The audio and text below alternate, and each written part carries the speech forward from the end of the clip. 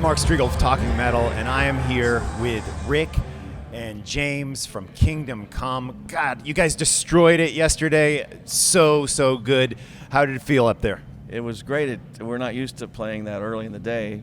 Since Monsters of Rock, actually, we went on at what time? 1 o'clock in the afternoon. We were at 1:45 to 2:30, and I'll tell you what, though, the crowd was phenomenal. I would estimate about 8,000 people, and it was like really bitching.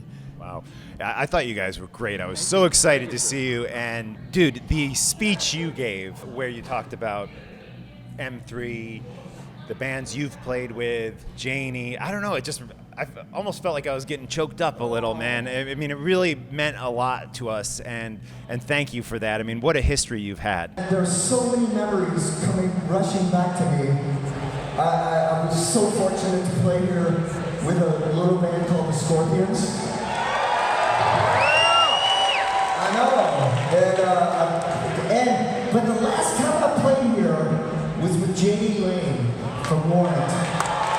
So Janie, oh my God, I was so fortunate to play with her. And you know what makes this place great? It's like they renovated the place, they did this, they did that, they did everything under the sun. But the bands, like today, like we got Warrant, and we got White Snake, and we got everybody under the sun. Look at all the bands that are playing today. We got LA Guns. They're all our friends. It's like so brilliant. Oh my God. So many memories. But you know what makes this place great? It's not the bands. It's not the venue. It's you. Well, I've been very fortunate. You know, I spent 21 years with the Germans, with the Scorpions, and I loved every second of it. I'm very proud of that.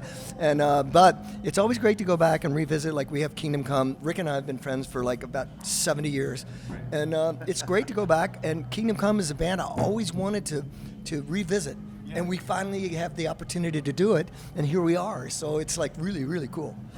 And Rick, I mean, this is essentially the original Kingdom Come lineup, minus Lenny, of course. What is it's been about a year now you guys have been back together touring, or longer than that? We started in September of 2018. Okay. So we did a couple month run. Yeah. And then we're doing just Weekend Warrior stuff, getting the name back out, make sure people remember us and playing and showing people we still can play. Because a lot of bands get worse as they get. Oh man, can you still play? Fantastic! Okay, yes, I appreciate that.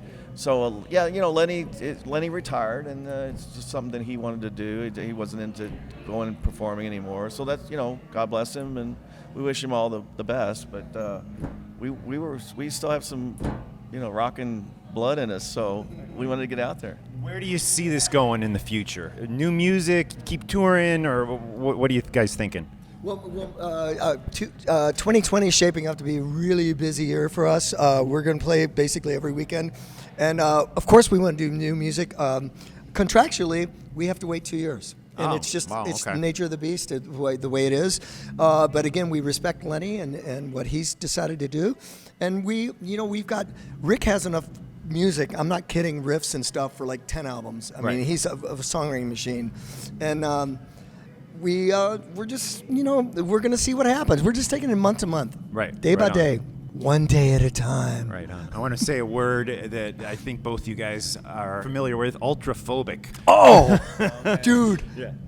Well, speaking of ultraphobic, when we got in the band, we wanted to it was like when the new grunge started coming in a little bit, and it's a great underrated Warrant record yes. that both these guys were involved with, to anyone who doesn't know. Yeah, so we were trying to, push the band a little bit out of the 80s vibe, and hopefully we did that without, desecrating the name or the contents of the, Warrant, what they exist about. And so, you can tell that a little evolution in the music went a little bit weirder. And I will have to say that Janie Lane, R.I.P. I love you to death. He wrote so many incredible songs, and Rick and I played on his solo stuff. But on Ultraphobic, Rick wrote the majority of all the riffs and the music and stuff. And I was fortunate to have taken part in some of the songwriting myself. Right. And that Ultraphobic album, I've been fortunate to play on at least 150 albums plus.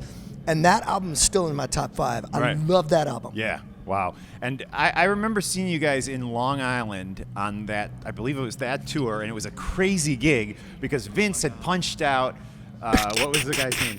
Robbie Crane. Robbie Crane. And Dana Strum was in the tour bus with a boombox trying to learn, like he didn't know the Motley Oh my songs. gosh. So do you remember that gig? I do remember that. And Vince, I remember at the end I of the don't think show, I he was came around. out, he was pouring champagne over his head, and he was like, I'm back in Motley Crue anyways. And it was like an off the hook. It was debauchery. But all, Gotta love yeah, Vince. Yeah. Just yeah, love him. Yeah, and he's here tonight.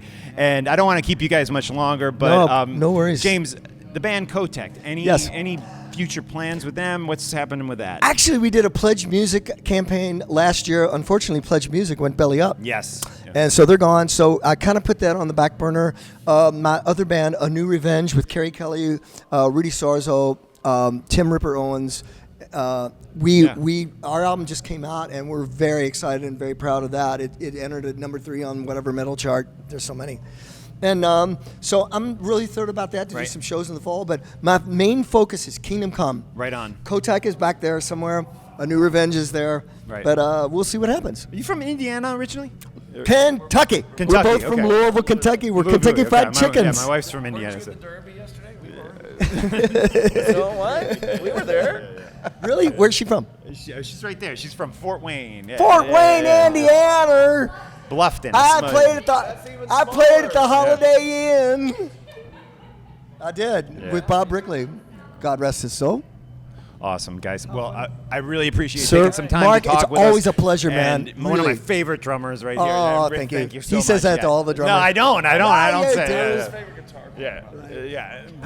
Definitely. And we're so off to much see. great stuff. We're gonna go see Extreme. Then Vince and Don is here. Yeah. Don Tucken. Let's do it, So man. let's go. Yeah, cool.